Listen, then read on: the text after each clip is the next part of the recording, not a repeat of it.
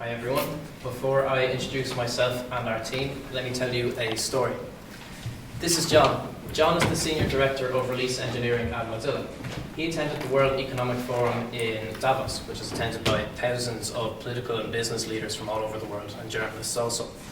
Upon arrival, he was given a list of attendees, and in order to meet up with the attendees who he wanted to meet, he had to search through that list to find who he was looking for, and then try to contact them through any information that was provided on that list, and then he had to try and organise a meeting up with them that way. But because he had never met many of these people before, and in fact he didn't know what most of them looked like, he found it impossible to actually locate them at an event of that size and with that many people at it. My name is Sean. This is Lavinia. We are from Beam, and we make networking easy for business professionals like John and ensure that you do not miss out on important networking opportunities. We are a team of 6 marketing and digital marketing students. We're a very multicultural team. Lavinia here is from Rome.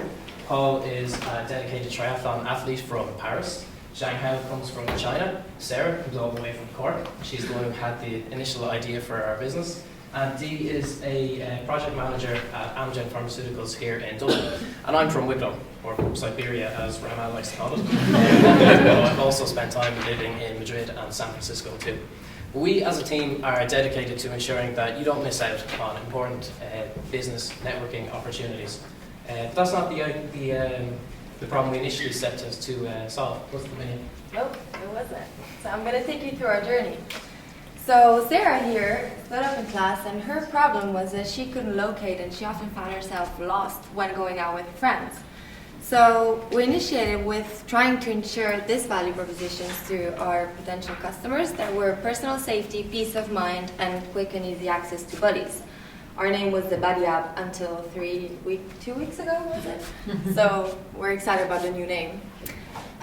We actually validated these 2 segments. One was Sarah the Socialite and Globetrotting George, who both wanted a map to be able to locate their friends or family when going out or when traveling in unknown cities.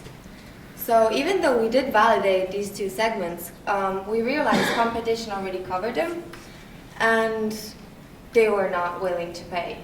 So we are here to make business, so we're like, okay, first pivot, let's find a new segment. And that was families, so all the families that wanted to control their childs or teenagers and locate them on a map. The problem here is that the teenagers did not want to commit. So yet again, we regrouped and we're like, okay, let's find a new segment. And Sean here had a really insightful interview, and that's when we got to B2B. And the interview said, why don't you try to interview some professionals and concentrate on them and see what's there? So we're like, okay, maybe we do have an opportunity ahead of us. And we did concentrate on B2B and professionals, and we concentrated on them for a month. And we validated the segment, and it was the most monetizable out of all of them, so we were very happy, and this is our current value proposition. So we offer networking opportunity and quick and easy access to business partners. So how did we get here? So to date, we did 109 interviews, which is an average of 3 interviews per week per member of our team. And more than that, we did 30 app-specific surveys that we did not include in our business model because they were specific and close questions. So they were actually to figure out how to create an MVP and how it would look like. So this is our MVP. You would log in to our Beam app and have a list, not only the picture, but a list of all the attendees to your same conference and venue, and also their profession. You could click on them and say hello to them, and also if you wanted to chat with them instantly.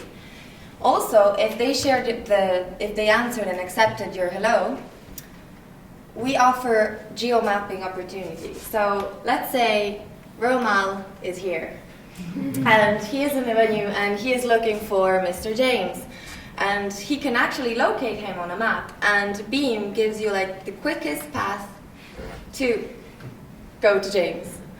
But Romal and James aren't our only segments, are they? No, that's right, Lavinia. So in Ireland, there are nearly 2 million people employed.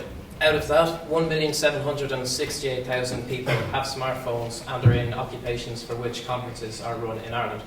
Out of that figure, our service is most beneficial to our target market of 520,000 entrepreneurs and professionals in upper management positions.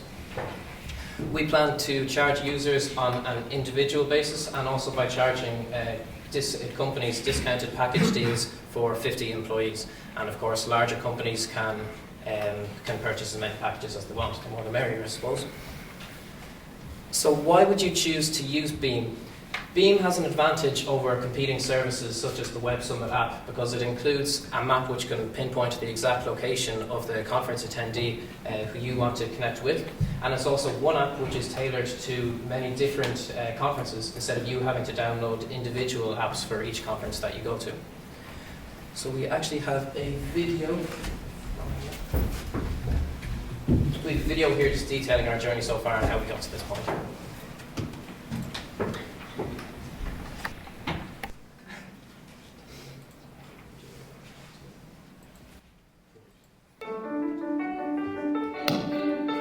Once upon a time, there was a girl called Sarah who had a problem. Sarah loved to go out with her friends, but when places got very busy, she would often lose them in the crowd. The problem was, Sarah's friends started the night like this, but ended the night like this, and that left Sarah worried for their safety. Luckily, Sarah had a wonderful idea. What if she could create an app to locate her friends in a crowd? Thankfully, Sarah had a whole bunch of buddies that agreed. And so the team began their research journey. They discovered some interesting customer segments, but through their research, they found that some segments wouldn't pay.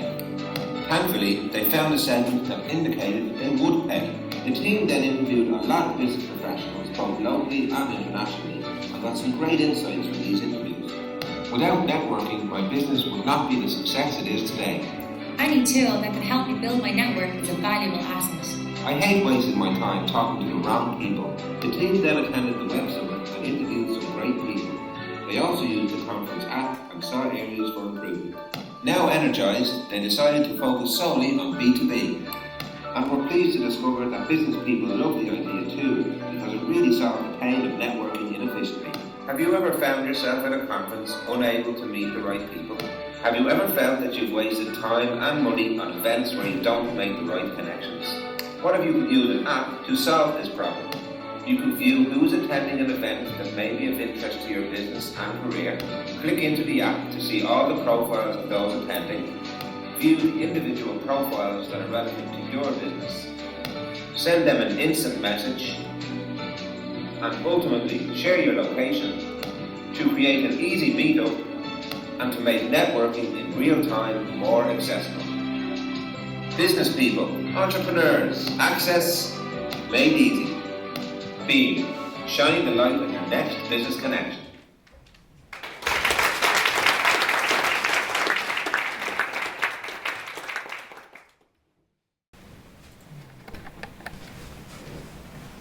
Yes, so to sum up, conference attendees are better off for using our service because it ensures that they meet the people who they want to meet and that they don't miss out on valuable networking opportunities, while conference organisers are better off for using our service because it enhances the experience that they get to offer to their attendees.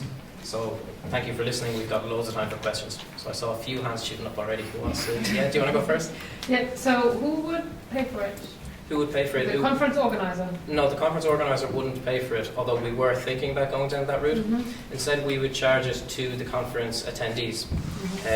So the individuals who are going, who want to network there, or also if businesses are sending people to the conferences, then they would be charged for, based on the amount of people they're sending.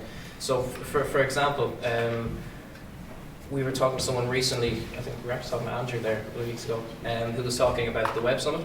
So for example, if you're a company and you send 4 people to the Web Summit, that could cost you $4,000 in tickets, and it could also cost you a lot of money as well in hotels and staying here in Dublin if you're not from Dublin.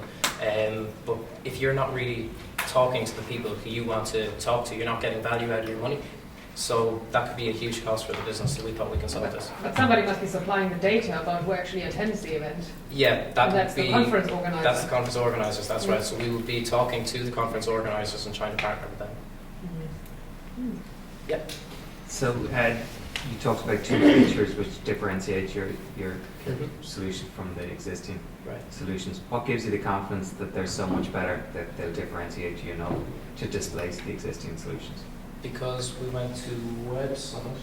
Yes, so we actually went to Web Summit and we found that a lot of people were using the Web Summit app, but they found that it was very confusing and very inefficient, and one of the things that it didn't offer was geo-mapping geolocation. So they found that their efforts to meet people were quite ineffective. They didn't feel like they might send a message, but they didn't even know if that person would see the message. They didn't know where to meet. They could say, okay, so I'll see you outside the Web Summit sign. We'll meet there in 10 minutes. We'll get a coffee. We'll talk.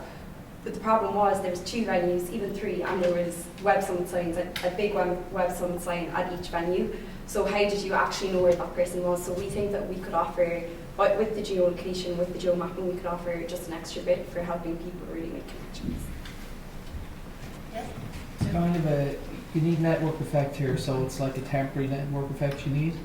And is your kind of customer acquisition strategy realistic? So for example, if one person goes to a conference and they have your app, they may be the only person on the app, so there's no value for them.